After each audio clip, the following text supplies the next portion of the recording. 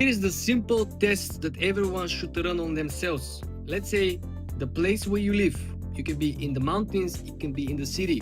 You like walking every single day. When you have a free time, you like to go out for a walk. If you live in the mountain, you love walking or hiking 2 hours in the mountain. If you live in the city, you like spending 2 hours going on the stores, going to the mall, whatever. But after these 2 hours, you always feel that your legs are tired. You always feel that your legs hurt. This is the moment when you're gonna run the test. It's a common sense. You cannot fake it. So if you go on Zillow and do the exact same exercise, you're going to get the most search query cities. In our case, we have most people looked for Miami, New York, and Beverly Hills. So this is obviously the hottest market. Let's keep this question and let's see what actually people are looking for the most.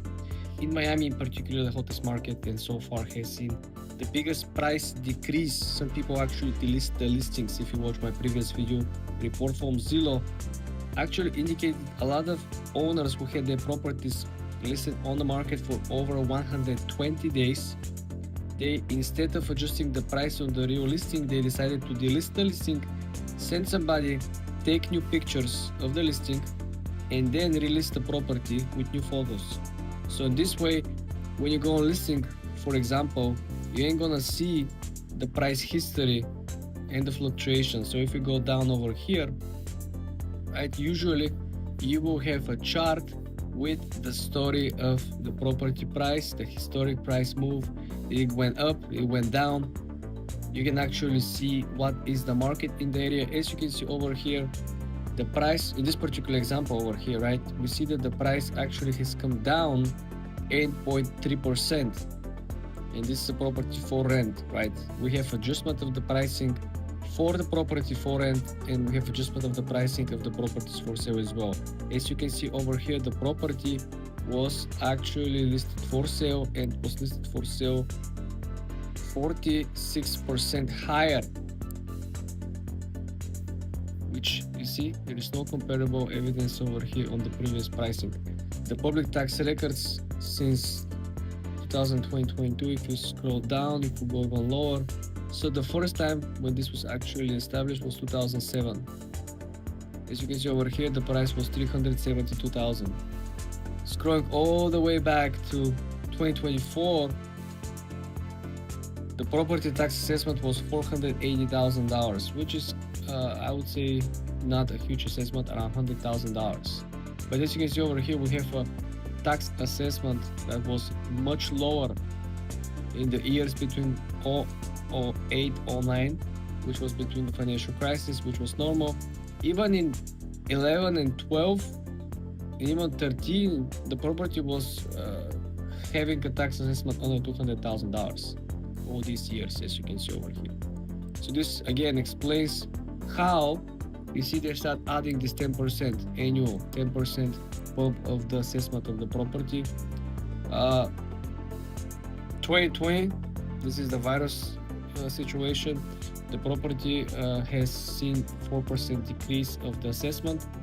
The property took advantage of it, and then we continue with this 10% bump since 2023, 2024. So very important over here, like I mentioned, the property jumped from sale to rent. And you see what was the prior event? The listing was removed. This is exactly what I was talking to you about, right? A lot of listings are simply removed for a variety of reasons. But according to the most recent report from Zillow, most of these listings are removed from one main reason, which is usually if the property sits on the market for over 120 days, it simply looks bad. It looks like a bad deal. Probably something is wrong with the property, wrong with the actual prices, wrong with the neighborhood. Something is wrong, right? There's no demand at this price. So instead of them adjusting the price and making the price cheaper, either for sale or rent, it's still gonna see that the property has been already sitting 120 days on the market, and then adds more days even on the lower price. Then when you look at the price that, let's say it was listed for rent for $5,000 a month, and then you have sitting 120 days, no one rents it out, and then the price is actually decreased to, let's say, $4,500, the price is lower, but the days are actually keep mounting. So it might be 150 days and it's 4,500, and people are getting even more scary that this might not be a good deal or something is wrong with the deal, because the price might be going lower and lower, close to the actual market price, which is a good deal. But then people look at the days on the market, they said, oh, this is sketchy, you know, this is too good to be true. It looks very nice. It has sitting so many days on the market. It's impossible for other people to not scoop or take advantage of this deal. This is why the solution, like I said, according to Zillow, is that they simply delisting the listings or delisting the actual photos and properties and create a new listing. This is why when you go down on the listing that we saw, you don't have a data what was the prior information about the property. Why? Because when the listing is deleted and when the new pictures has been taken and you create a new listing without previous history on the record for Zillow, well, they simply can't extract this information and data, because when you upload the new images, the property looks different. Although the address will be the same, still you don't really get to compare the previous pricing. And we can go through the details. We can look at particular neighborhoods. We can look where the price has seen major decrease, right? If you sort over here that are close by you, prices low to high, let's go low to high, or let's say the newest one. Let's see what are the new adjusted prices of the properties, right? Can you see something that looks unusual, right? Because these people who are listing right now, they're already familiar that the market is struggling. They're already familiar that everyone is currently repricing their properties. They're already familiar that a lot of other sellers are delisting their listings, right? So if you see something that really looks too good to be true, something looks that it really do not really add up. I've seen plenty of listings on Miami Beach. Like if you look at Miami Beach, for example, there are plenty of condos that were listed at 200, maybe 190, 220. And now if you look at the actual properties, a lot of these condos are listed for like 150, maybe $160,000. So they see maybe 20, 30, 40% of it actual discounted prices. So if you scroll down here and if you do, let's say up to $200,000, right? Look at what I'm talking about. Look at the areas, right?